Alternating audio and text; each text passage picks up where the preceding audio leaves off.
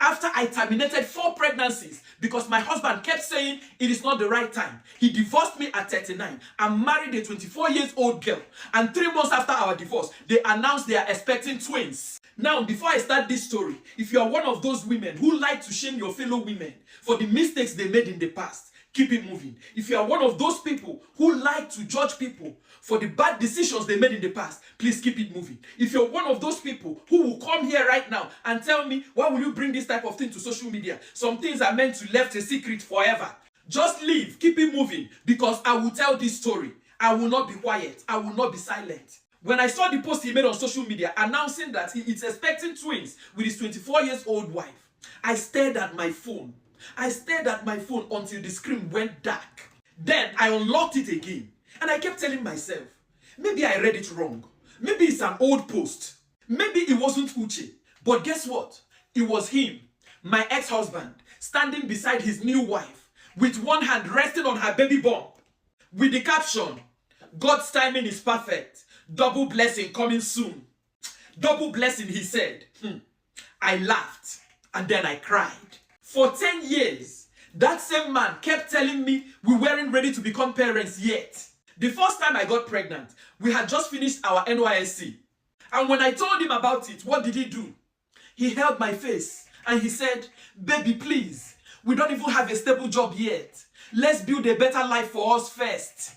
I want our first child to have everything we never had. And guess what? I believed him. And then the second one happened. The second one came after he got promoted in his job. Yes, he already got a job. He just got promoted. And what was his excuse this time?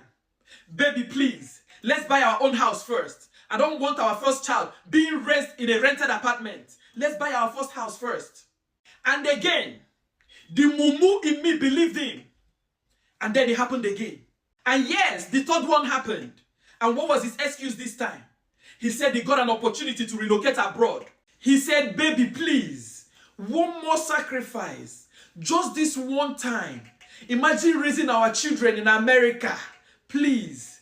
And yet again, I believed him. And there comes the fourth time. What was his excuse this time? He hugged me so tightly that I cried in his arms. And he said, please, baby, just this one last time. After this one, no more excuses. After this time, no more waiting. And I agreed.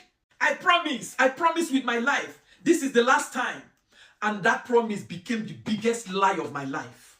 Because a year later, Uche stopped coming home early. And suddenly his phone had a password. Weekend meetings became normal. Excuses upon excuses. And when I complained, he would smile and kiss me on my forehead. And he would say, you are thinking too much, baby. Everything I do is for our future. Everything I do it for us. And I believed him. But I never knew another woman had become part of that future. And that other woman wasn't being asked to wait. She's pregnant with twins after 3 months. And me at 39 and childless. What is my fate? Now come with me to part 2. Let me give you the backstory. This is a true life story. It is not mine, but she gave me permission to share it. And I will share it in her voice because that's the only way I do justice to it.